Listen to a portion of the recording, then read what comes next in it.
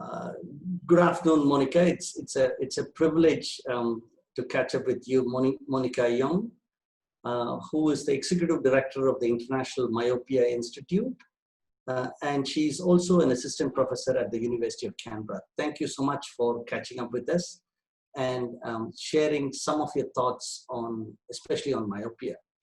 So, Monica, I mean, for a layperson, wondering what is myopia? Well, thanks, Vinod, for inviting me here today. It's a real honor to be able to speak to everybody in India. So the question is, what is myopia? Myopia is a refractive condition that's characterized by blurred distance vision. And the reason for that is because either the eye is too powerful for the actual length of the eye, or the eye itself is abnormally long.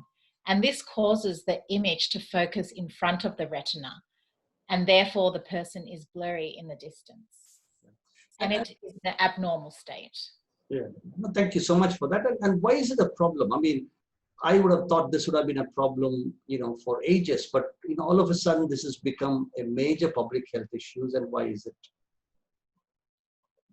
I think a lot of it is because the world is changing. People's lifestyle are changing. And in the past, there was always myopia present. Certain populations, there was more higher prevalence of myopia, whereas in other populations, there was less. And people used to think it was genetics. They used to think it's a condition that Asian people suffer from. But what's happening now is that we are seeing the prevalence of myopia increase around the world. And it's not just in the Asian populations. Sure, in East Asia, such as China, Japan, Taiwan, you're seeing rates of up to 90% to 95%, even in South Korean male soldiers.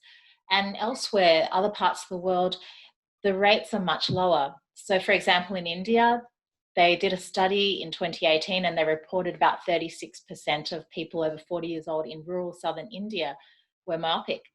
So what's happening is we're seeing myopia increase around the world. Mm-hmm. And humans' lifestyles are changing.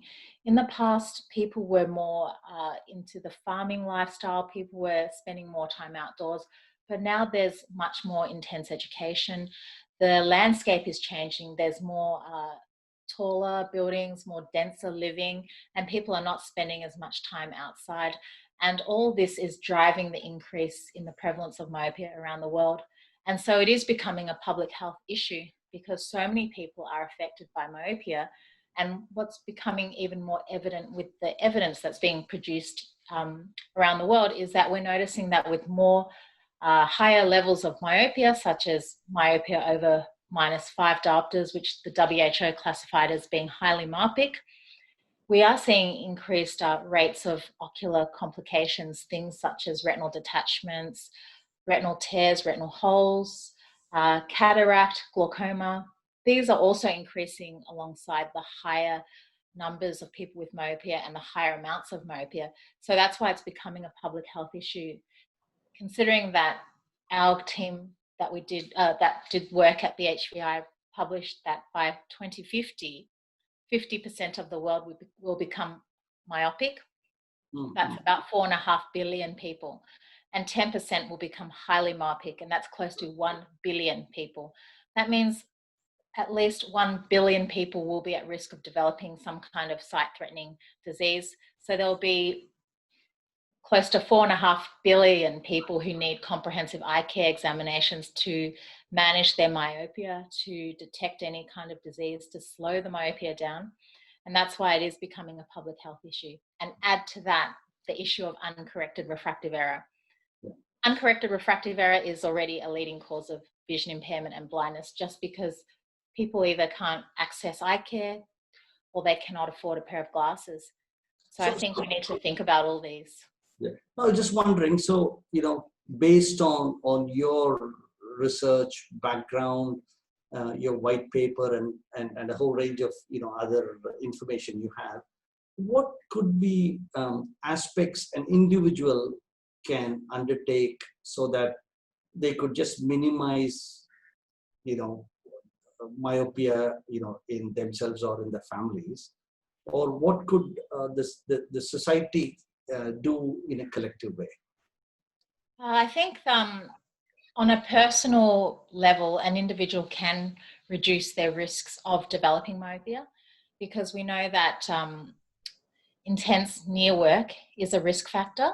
And so we do suggest that people reduce their near work intensity by taking a break every hour, spending about 20 seconds looking away. Another way to easily remember is the 20-20-20 rule. So every 20 minutes, look into the distance 20 feet for 20 seconds. And that's because studies have shown that when people spend long periods doing near work, the risk of myopia increases significantly. So long periods is more than 2.5 hours of constant near work.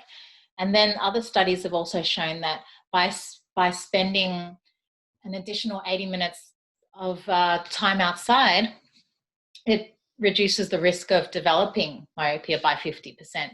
And then we also see seasonal differences in myopia. So myopia progression tends to be less in the summertime when there's more light and more time spent outdoors compared to winter.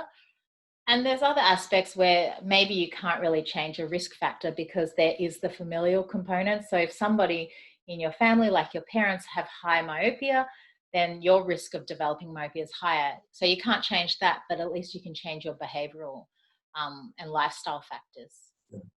And my last question is, this current pandemic, is that going to make the issue worse because people are spending more time online? We don't go out as much, based on all the risk factors you mentioned before. I think, are we getting into a more difficult period because of this? So the current research shows that there hasn't been any studies directly correlating near devices with increased levels of myopia or increased progression of myopia. But we know that near work is a risk factor.